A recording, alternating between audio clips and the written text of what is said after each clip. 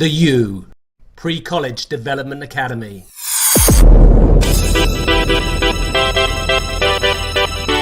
Are you ready?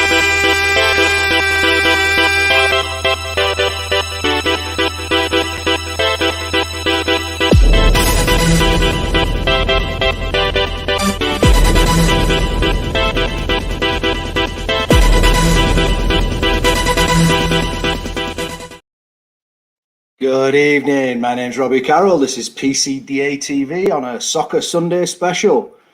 We've got some results lined up for you today. The FA Cup over in England, Chelsea beating Sheffield United 2-0 in a convincing performance, as well as Leicester City smacking my love, Manchester United 3-1. In the Premier League, West Ham United tied 3-3 with Arsenal. And then Aston Villa lost out at home at Villa Park to Tottenham Hotspur. Earlier in the week, I interviewed a UEFA Pro License coach, Ian Birchnell. Ian had a magical career so far, and this is basically what happened when we caught up. I hope you enjoy the show. Okay, Ian Birchnell, welcome to PCDA TV. Thank you for joining us. Thanks, mate. How you Pleasure. doing, mate? I'm good. Good. Very good.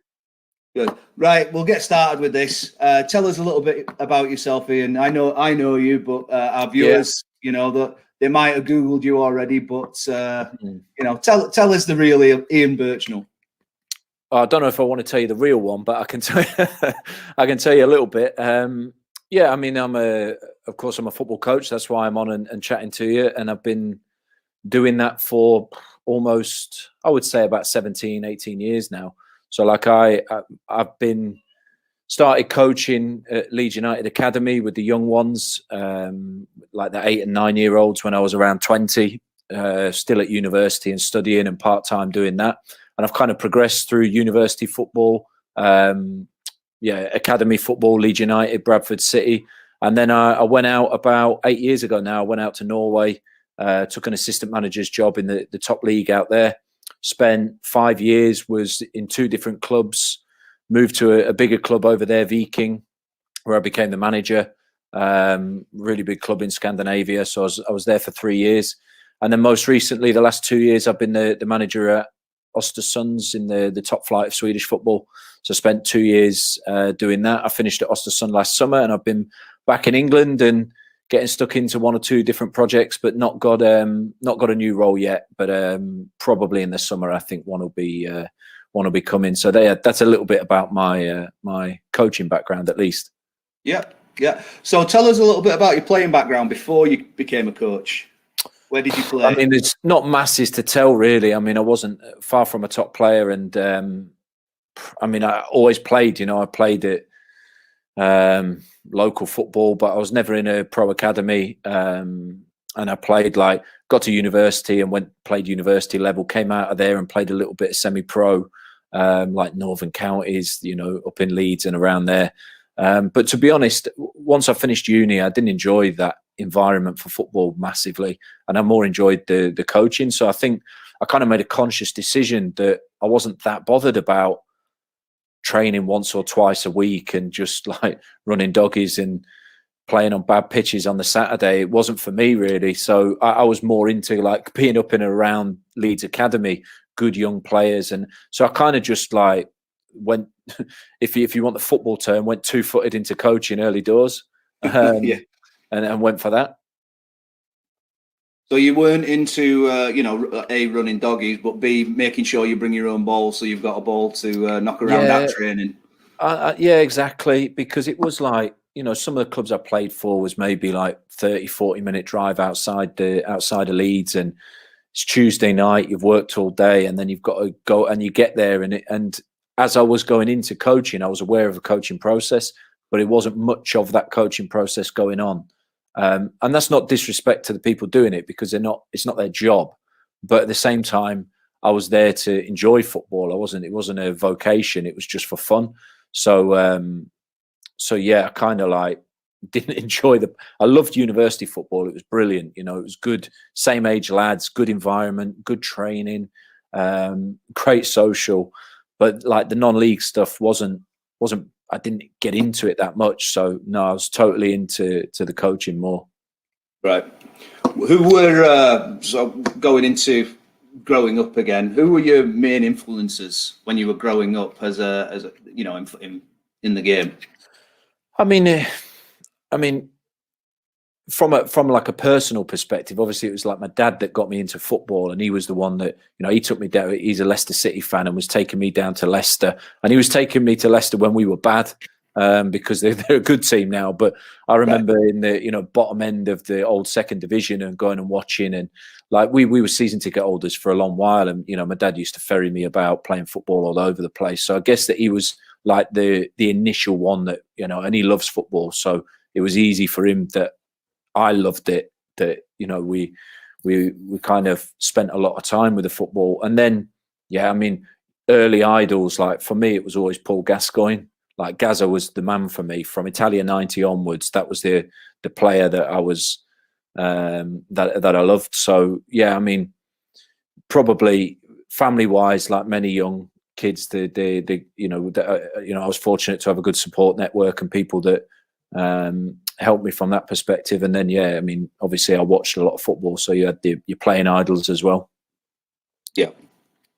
What about as a coach? Who are your main influences as a coach, would you say? You know, I get asked that, and it's a difficult one. I've always said, like, the one coach that stands out always for me is Sir Bobby Robson, because like I kind of just love football from Italia 90. So Gazza was my favourite player. And like the more I got into coaching, the more I like watched back him and listened to him. And it was more like how he was as a human being and how he treated players and talked about the game. And I was just like, this guy's absolutely how you want to conduct yourself as a football coach. So like, so Bobby Robson was class, and you can see his influence so many when you look at top coaches now, you know, that played under him as well. You know, and Mourinho was with him as translator, and you had Villas-Boas also, but then you've got guys like Guardiola and the people that were at Barcelona, and all of them waxed lyrical about him. So I think he was top. And then for me, a lot of people that haven't necessarily played at the highest level, or have worked up from lower level in football, guys like Eddie Howe is, you know, a great example of a young coach going from Bournemouth all the way up to the Premier League. Brendan Rodgers, you know, cut short with injury, but you look what he's doing now. So kind of those guys are the ones that maybe I look at as big influences from a coaching side. Yeah. Well, on that list, I think you missed out on probably the best English manager ever, and that's Mike Bassett. What do you think about Mike Bassett? yeah. Do you know what? I've probably in my time had one or two Mike Bassett rants in the dressing room, and when you come out, you think that was a bit Mike Bassett, you know. But yeah, every coach has got a bit of Mike Bassett in them. They must have. Everyone's got a tipping point where they go full Mike Bassett, but thankfully it doesn't happen very often. Yeah. So for our American viewers, I'll just give you a quick one. Hit YouTube, type in Mike Bassett, England manager, and enjoy yourself. Because it is probably my favourite film ever, and I think every coach or every British coach can relate to it, and I'm sure American coaches will as well once they've seen some of those clips, because it is a good one. The thing is, in about 7 years of coaching, I could probably say like you've gone full Mike Bassett once, but like that was the problem with me with non-league, was it was like full Mike Bassett every weekend, and I was like, I'm not sure about this, you know. Yeah, that was one of my main issues. Just as a goalkeeper, to be fair, I'd go Mike Bassett every 10 minutes, and I was told, especially when I worked down the leagues in Norway, you talk too much. Like, don't say keepers or away when you come in for a ball. We don't say that or do that, which kind of freaked me out a little bit, because I was like, I've been doing this for years, and now I'm not supposed to say anything. What's that all about? So, okay, moving on. What is your favorite formation or system that you rely on the most? And I'm gonna pad this because I've done my research, Birchie, and I've looked at a bunch of your games, especially at Östersund. And a lot of coaches, especially in the US, I've seen have, you know, they'll run a 4-3-3 until, you know, and just bang their head against the brick wall running it. But I noticed you're quite a versatile coach. You will run a formation to match your opposition. I noticed you started several games with 5 at the back. You started a few games 3 at the back. You know, different, and you changed it up. So, what would your favorite? Say, like you had your ultimate team that you wanted to play. What would you run? Good question, that because, like you say, you've done your research, and I probably used as many formations as you can think of when I was coach over the 2-year period at Östersund, mainly because we wanted to be difficult to predict, and we wanted to counter the opposition. So we took a lot of their strengths and weaknesses into consideration. And I wanted the players to be tactically flexible. So we changed a lot in games, from 3 to back 4s to front 3s to front 2s. And we adapted a lot as we felt the game required it. And often it worked. I mean, of course, it doesn't always, but often it worked. So I think that was something that was a strength of ours. I would say probably the formation that I've used most is 4-2-3-1. And I like it because I like fullbacks that are extremely offensive and go forwards and are quite dynamic and give a lot of width, which gives a bit more freedom to the wide players. And I think in that system you get that, but you also get the balance in the midfield with 2 sitters, so you can protect against transitions. But equally, you know, like we switched a lot from 4-2-3-1 to 3-4-3 because, you know, that's if you're playing with really offensive fullbacks, it can easily switch into wing backs, right? And you get the security of 5 if you need. So, like, we adapted 4-2-3-1 to 3-4-3, but I would say 4-2-3-1 is probably my most used of all of them. Brilliant. Well, you touched on some responsibilities and positives of that formation. What are the key roles for each position in that 4-2-3-1, or as I like to say, 1-4-2-3-1? You can't forget the goalie. No, they're nuts, but you need to give us a hug, you know, because we are nutcases and hard, but we're mentally soft, aren't we? We're big teddy bears. So, what do you expect from your goalkeeper, for example? I mean, in my game model, or in how I see it, one of the key attributes is that they're good with their feet, because we try to be brave in terms of what we do in possession of the ball. So we want to try to predict how we're going to play through having the ball, which means that we can't just kick every goal kick and fight for it. It's got to be a bit more structured than that. So, but in order to do that, the keeper's got to be brave and be very, very confident with his feet. So we work a lot with the keeper's feet, and include the keeper a lot in outfield sessions, because if they don't do that, they can't. It's very hard to play in the way that I want them to play.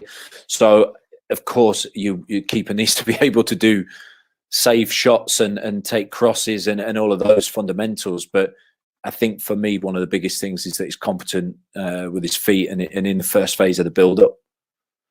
I mean, I alluded that fullbacks, I mean, again, because of the way that we play, every player, I want to feel that they're comfortable and confident to receive the ball, certainly under pressure. So, you know, the same with the central defenders. They want to be able to receive the ball and play through lines. I found that if you take like lower league in England, I would maybe have to adapt to make sure that my defenders can defend crosses and a lot of long balls, because that's the conditions for that league. In Sweden and Norway, there wasn't as many like long balls landing on the centre forwards. It was centre halves. It was a lot more structured. So I could maybe get away with a little bit less physicality with the centre backs and have more footballing ones. And certainly with the fullbacks, like ability to go forward and create overloads, and again be comfortable in possession, and defensively defending 1v1 is quite critical. Midfielders, again, ball playing midfielders that want to receive the ball in tight areas under pressure, and can control rhythm and tempo of the play. And really, I'm not looking for, my 2 sitters don't need to be like animals that break up play, but they need to be intelligent in position in and out of possession, so that they're in position to stop counter attacks and break the play. If I look at maybe an ideal one for me at the moment, is like Tillemans in Leicester. Is absolutely, for me, ideal central midfielder that can do a little bit of everything: break counters, break through lines, receive the ball. Yeah, and then wide players. I like wide players that can come in and receive the ball between the lines, and of course can go one against one with speed. And I think if you have number nine's got to be able to link everything from back to front. So a number 9 that can bring the ball in and connect with the players around him, and it helps if he can score goals. You know, that's a good attribute to have. Yeah, I know. I never cracked that as a coach at the college level or any other level. I never had a striker who could bang in goals. It's just dime a dozen out there, but if you get one, you're going to do well. So yeah. All right. Obviously, my favorite side of the game is defensive, because obviously that's my position. So, what is your go-to tactic when it comes to defensive stuff? Is it man marking, zonal marking, a hybrid of zonal man marking? Are we talking in open play or?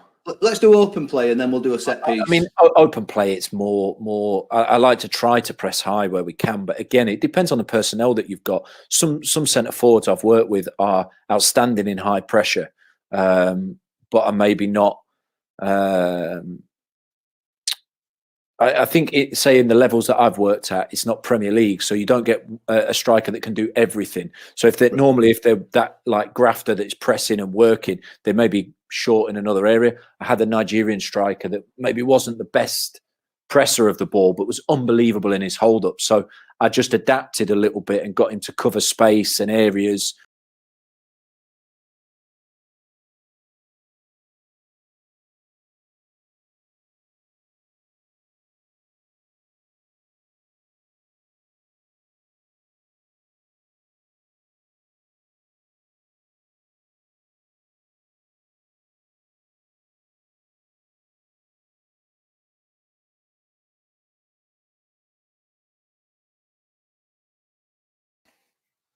And using maybe like a front zone, 3 middle and a back, and then 3 blockers that block runs rather than necessarily markers.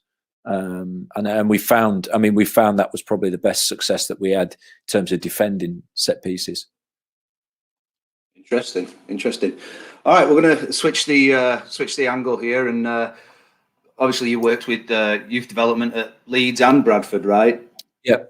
And then when you were in Norway and Sweden, did you get involved with their academies or U19s as much as you would have liked to? Not really, no. I mean, a little bit when I was with Sarpsborg, I went there and I was assistant manager, and like I did kind of went away with the under 19s a couple of times and watched them and tried to just get involved a little bit, but I didn't, you find your time. Of course, the best under 19s that are starting to filter, you work very closely with them, and but going right the way down in the academy, sometimes not as much. And the same with Viking. One of the problems they had was they built a new stadium and a complex for the first team, but the youth academy was based somewhere else. So there was a disconnect between first and youth team. Although we communicated, it was not as fluid as it should be. But I enjoy the process of like being involved in youth football and implementing strategies for youth football. But once you get in the results business of the first team, it's very hard to decide how much of your time you're going to use on that, especially if you're in a busy period through the season. You often don't have the time to really invest. But I always take an active interest in what's going on within the club below first team. So, what would you say are the most important aspects to a young player's development? Let's talk 16 to 20, somewhere around there. I think, the easy one to say is like you have to have the right work ethic and mentality, but I feel like that should be how it is, whether you're whatever age you are and whatever job you do. If you want to succeed at something, you have to work damn hard at it and put in the hours, and you won't achieve much on just natural talent. You've got to cultivate and work extremely hard, but that's like an easy go-to answer. I think 16 up to 21, I think you shouldn't be too position specific. I think that you should still be flexible with the skill set that you've got, and try and challenge that a little bit, because again, you don't want to be a centre back that can only play in a 4, because you might find you get to the first team and they play a back 5, and you've got to learn how to play as a wide in a back 3. Then you've got to defend more in wide areas. So maybe some experience at fullback can help you. Maybe some experience at if you're centre half, sometimes get exposure at central midfield, they probably become more aware and competent on the ball. So I think maybe being less position specific too early, and still being open to develop like different frameworks as a player. And I think, of course, you develop physically, and a lot of coaches, and I was discussing this with somebody earlier, a lot of coaches are really focused on what is his weakness, what is his weakness, what is his weakness. We've got to get better at his weakness, but really driving your strengths forward as well, and not neglecting them, because ultimately, like top players normally have an X factor or a 10 out of 10 at something. And that's probably because also they understand their weaknesses, but they really want to drive and improve their strengths as well. And sometimes you get so caught up with, I'm not very good at heading the ball. Well, you might get from a 3 to a 4 at heading the ball, and that's all good, but don't use that at a detriment of turning like your 7 or an 8 into a 10 at being a ball player. So I think finding that balance of what you really want to work on. Yeah. That's wow. That was a lot better than I was expecting, Bertie. Well done, lads. You underestimated me there, didn't you? Hey, I'll tell you what, on this show, I don't give many compliments. So okay, I'll take that one then. All right. Young players that you've worked with that have actually broke into the first team, what was the difference between them and the rest of the pack? Again, I want to say hard work, but I've worked with players that haven't made it that work really hard as well. But I think there's, not being afraid to fail, or learning how to deal with a mistake is quite fundamental, because some players are really driven to be perfect, and it's often not possible. And understanding, one of the young players that I had coming through in Sarpsborg was a player called Mohamed El Anoussi, who went from us to Molde to Basel to Southampton, and he's at Celtic now. Fantastic player and a brilliant boy, fantastic mentality, and really, competitive in everything he wanted to do. But at the same time, tried things, like expressed himself all the time and wasn't afraid to make a mistake. And if he made a mistake, you'd be damn sure he'd be back trying to do it better next time. So I think, of course, hard work and talent, that's normal. But I think a willingness to understand mistakes happen and not being afraid to use that to learn and improve is maybe a bit of a difference. They don't seem to shed confidence with a mistake, but almost grit their teeth and say, give me it again, I'll do it better next time. And I think that's a really good understanding. Next action after a mistake is really critical. And that basically, it pops into the repetition, doesn't it? Yeah. You make that mistake. Okay, I've made that mistake. Let's do some reps on it. I know, just from my personal experience, I don't know whether you know him, Birchie, from your time in Scandinavia, but Stuart Gibson, I played for him in Norway, and one of my weaknesses when I came over here was coming out for crosses. Within 6 weeks of playing for Stuart, it was the best part of my game, because he said, you come for every damn cross and figure it out. Yeah. And every training session, I bet I came and collected about 150 crosses every day for 6 weeks. And then it went from being the worst part of my game to the best part of my game. And that worst part terrified me. Yeah. But I tell you what, mate, that shows you the power of coaching, because he created an environment where it was okay for you to come in and make a mistake, but wanted you to still continue to do it. Whereas if you've got someone that you came for a cross, missed it, and he caned you, the environment's not there for you to make that mistake. And I think, although top players, I've seen players that are resilient and mentally strong when it comes to like framing mistakes and improving from them, like it also has to be supported by the environment the coach sets, that the coach can't just have like a blame culture every time that someone balls it up basically and Right. create a feeling that it's okay to be vulnerable and make a mistake, because I want you to try and do it again and work on your decision making next time. I think that's really important. All right, I've got to ask, short corners, right? As a fan of the game and an avid watcher, I watch as much soccer, football as I can, especially since I hung up the gloves. I, for one, cannot stand short corners. And this is my simple reasoning. I don't like to complicate the game, keep it simple. Teams work hard to possess the ball, get the ball out wide, deliver it, and try and get on the end of it, right? You get a corner, that's a free opportunity to do that, and they go short. And I was reading on Sky Sports the stats of 8 out of 10 short corners end in a counter-attack.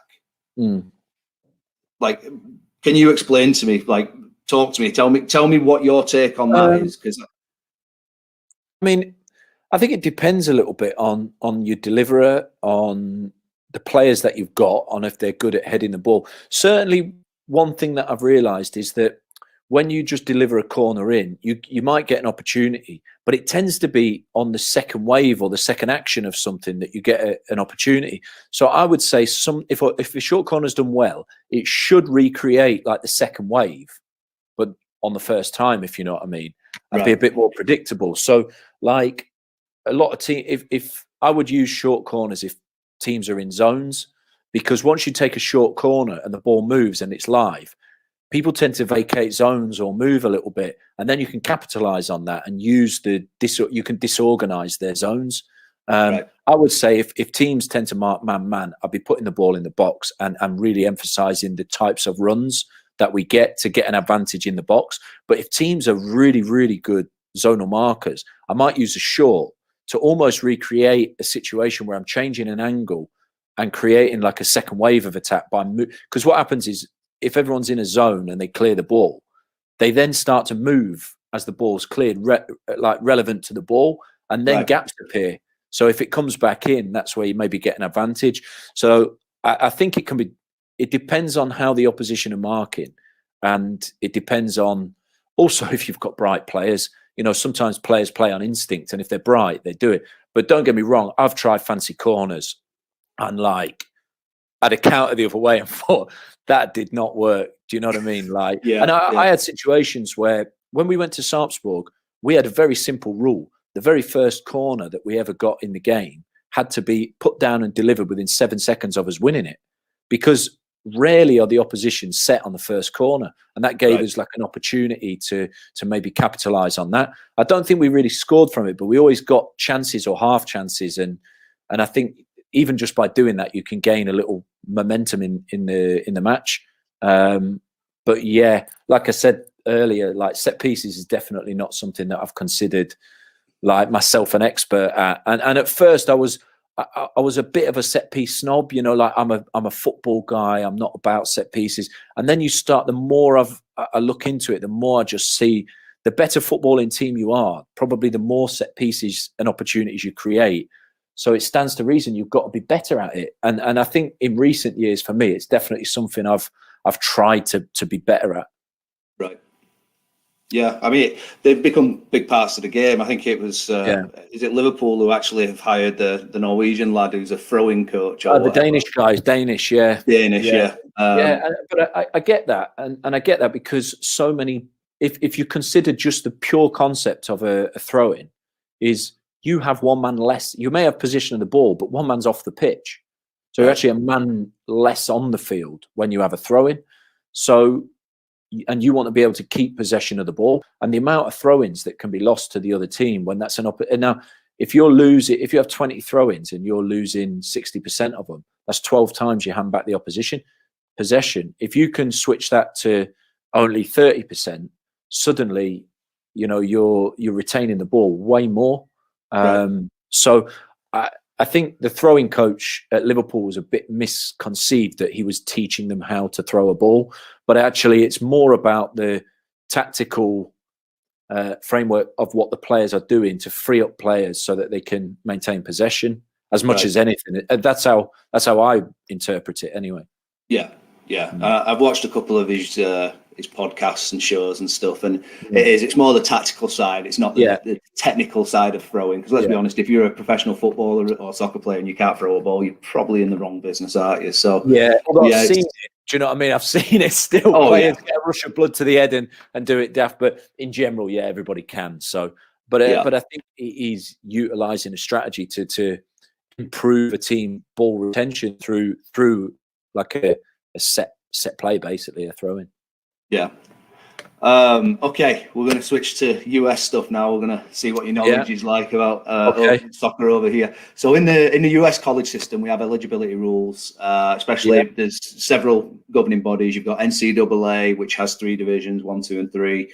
You've got NAIA, which it doesn't have any divisions, and then you've got junior college, which is NJCAA, sorry, and that's 1, 2, and 3 now in soccer. Rule of thumb, basically, the seasons at the college level is crammed into about 10 to 12 weeks, depending on postseason. So you play regular season, and then you go to knockout stages at the end of the season. Once the season's over, so let's say you get through to your regional or conference final, you lose, you don't get a bid for the national tournament, season's over. It's basically you go to class and into the weight room you go, and you don't see a ball until March, maybe April if you're lucky, depending on where you're studying and stuff like that. As a UEFA Pro licensed coach, how do you think that system can affect the development of an 18 to 20-year-old? I mean, I don't. First thing I'll say is I don't know masses about the US college system, so I certainly don't want to make any like major assumptions about the structure or the coaching or anything. But one thing I know is that if you want to produce really athletic, good football players, they need to play football. Like that's like if you want to be unbelievably fit and understand the demands of a football player, you must play more football at an intensity that is going to develop you. So a weights room is going to give you strength, but it may not give you functional strength in terms of what you need to succeed as a football player, like long term. And the more time, and we're talking about young players still, and we're talking about developing players, the more time they have training at football with football actions in football environment will make them a better footballer and probably a stronger and fitter and more robust footballer longer on. So short season of 3 months is probably, know what everybody wants to, the most enjoyable thing for any football player is to play matches. So the more matches you can play over a longer period, that's of course the best thing. If it's short, I would say outside of that, I would still be playing football and training football actions and training. If you use, say you have 20 hours a week and you use 10 on football and 10 in the gym, that's 10 hours in the gym where you're not working on football actions, football decision making, football intelligence, football technique, football fitness. It's something different. So that's my opinion, that young players should play football and develop fitness strength in a football environment. Right. Yeah. Just to clarify, because I think my question may have triggered some people there, but we're not attacking college coaches or programs or anything like that. It's more the system. It's more the system that's built, and it's these kids basically have 4 years or 5 years to complete their 4 years of eligibility of playing, and then that's it. Like you've got a clock on your development, but then inside that clock you've got another clock of how many hours you're allowed to be with your coach out of the season. And and I don't want to we're not working against college coaches here at Pre-College Development Academy. We actually want to help the coaches. We're just trying to zone in on how important it is, like you've said, on the football actions, the football movements, and all that kind of stuff. Yeah, I mean, I like I say, I don't know the systems and I don't know the frameworks. But if you ask me the best way to develop or improve young footballers over a year period where they don't play for long parts of the season, I would still say play as much football in a football environment, learning football actions as possible. But it's the same in Norway. You know, we used to have a 3-month preseason, and like the winter series or whatever. Yeah, and some coaches could run them for 1 month, but like for me, it was a 3-month period where we can work on tactical things and build fitness for football fitness through playing football. So it's no different. You know, everybody has their own methods and ways, and it's hard to say what's right and what's wrong. But if you ask me what I think benefits young players and developing football players the most, it's more football coaching and more football actions they can do, the better.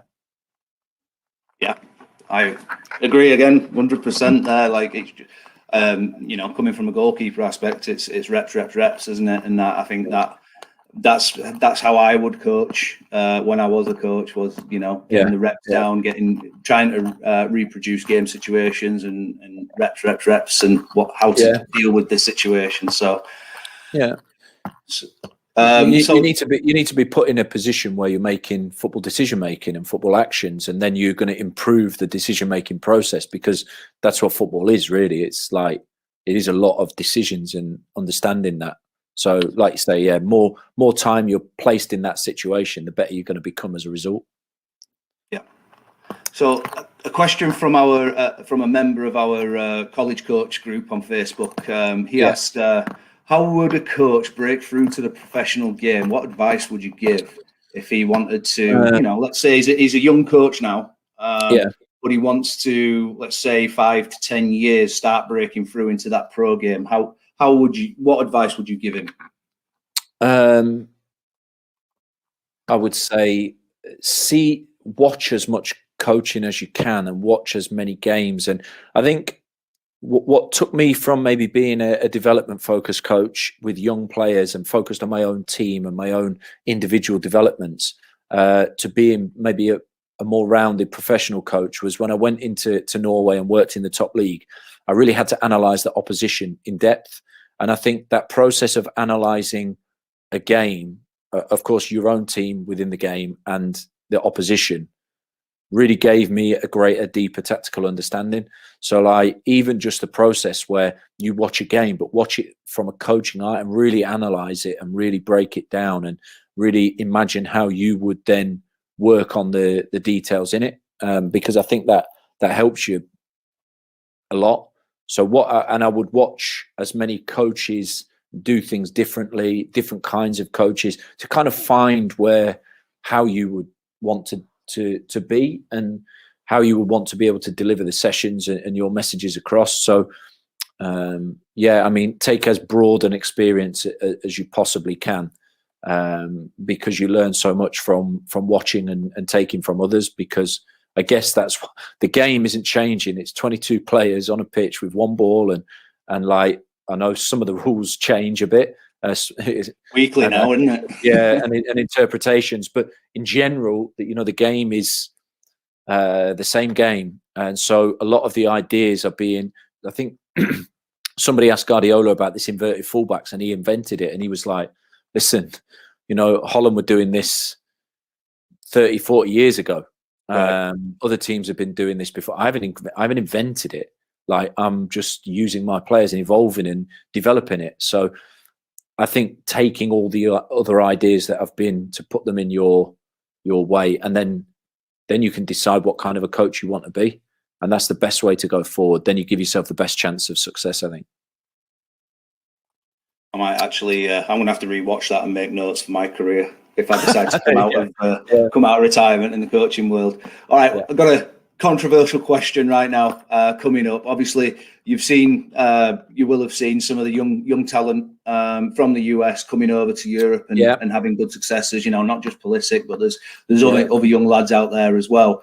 Can you see the US men's national team having success on the world stage? And if so, when? Let's put a timeline on it. We won't put any money on this one, Birchie. Don't worry.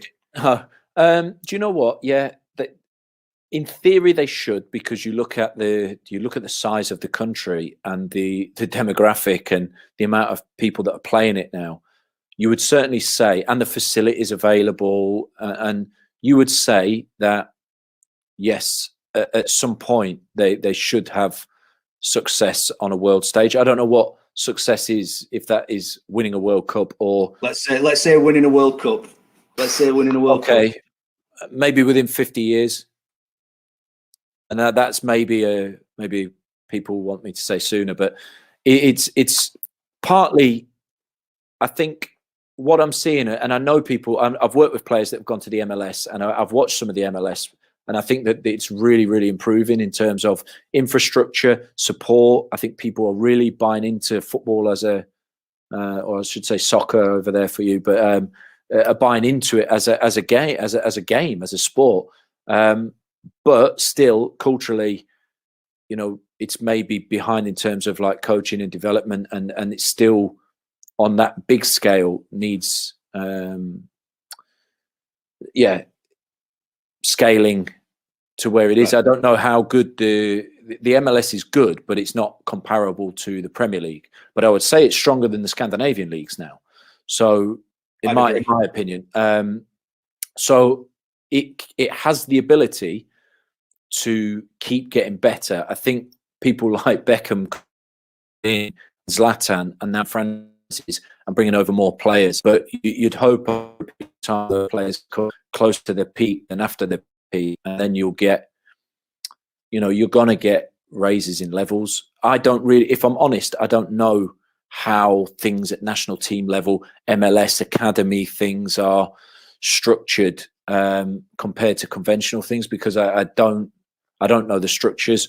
But you know, size of country, quality of player produced, and the way that football is growing there, I would definitely say that success should be possible on a world stage, without a doubt.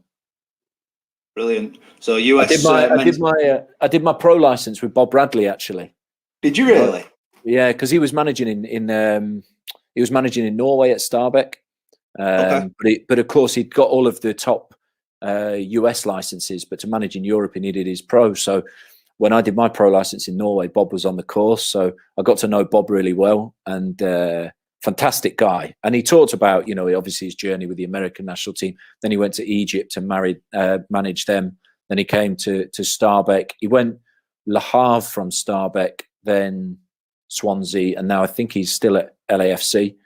But a brilliant guy, passionate about football, and a very, very good coach. And you can see, like, the more Bob Bradleys that are, you know, getting into youth football and being produced, you know, and are so passionate about the game, you know, you're going to have good players produced there, no doubt.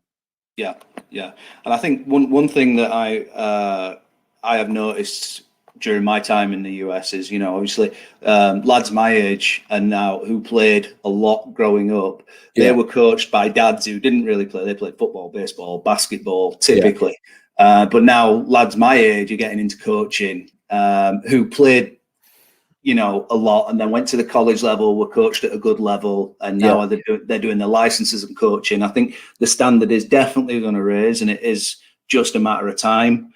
I think that's what I mean by almost a cultural shift takes years, because, like you say, parent-led coaching initially then produces the players, and then they have been coached by parents, so that's their reference point. And then more players that have had better coaching that then go back and coach themselves have got even better reference points. And then, you know, you'll probably export more coaches and bring more back, and the influx of top coaches to the MLS will filter down as well. So it takes time. You know, like if I give an example, in Östersund, Graham Potter, that was manager before me, took them from the 4th tier to Europa League and beat Arsenal.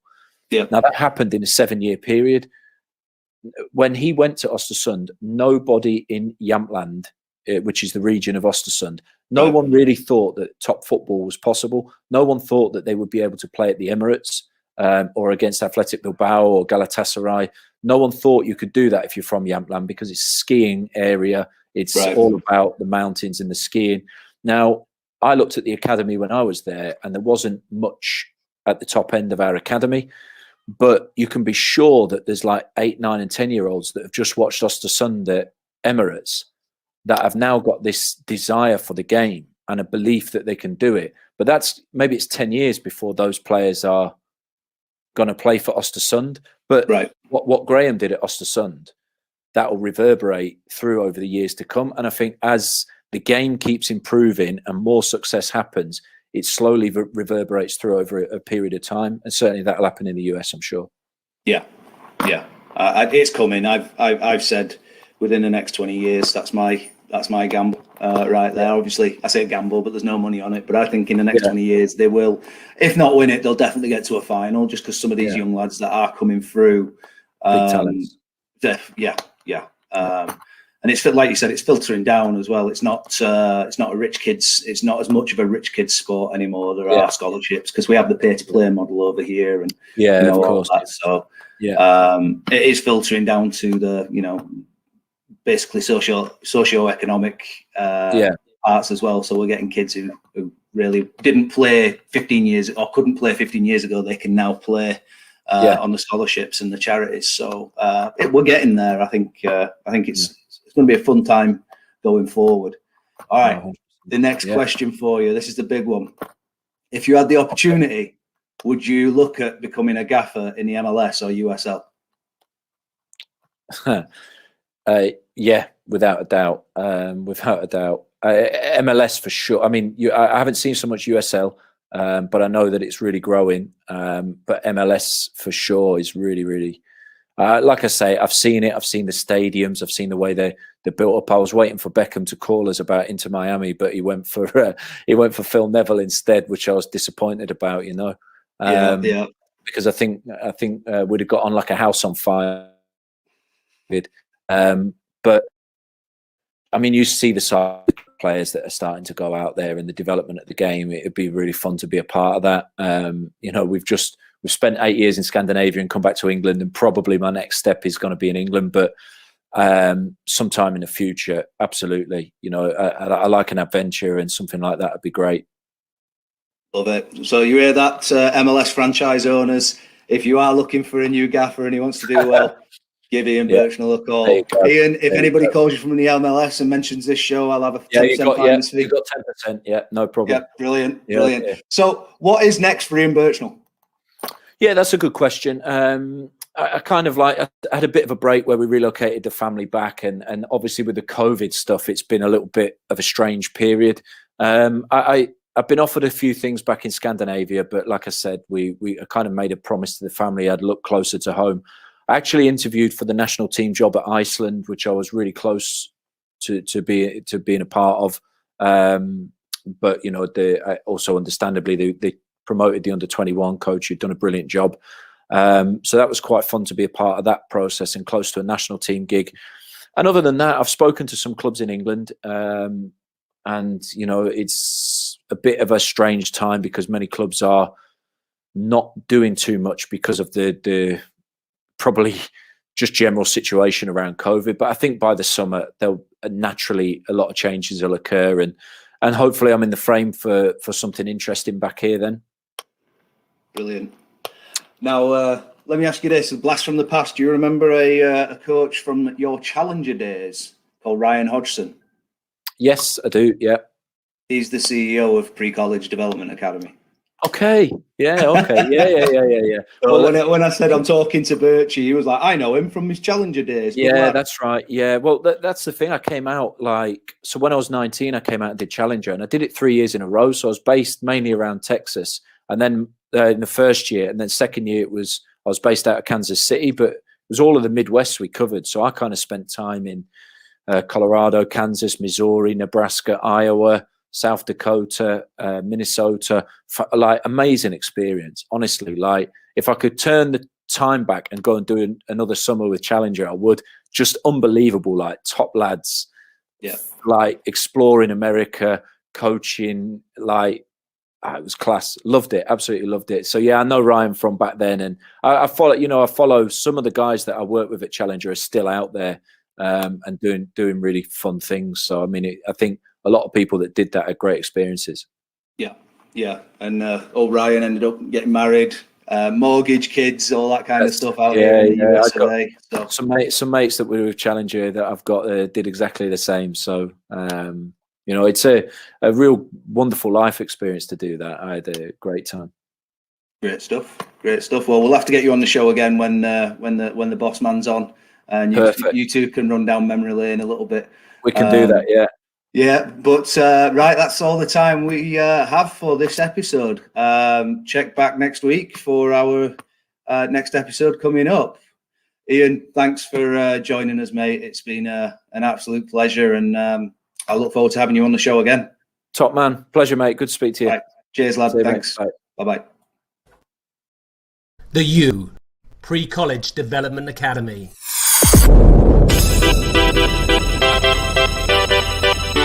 Are you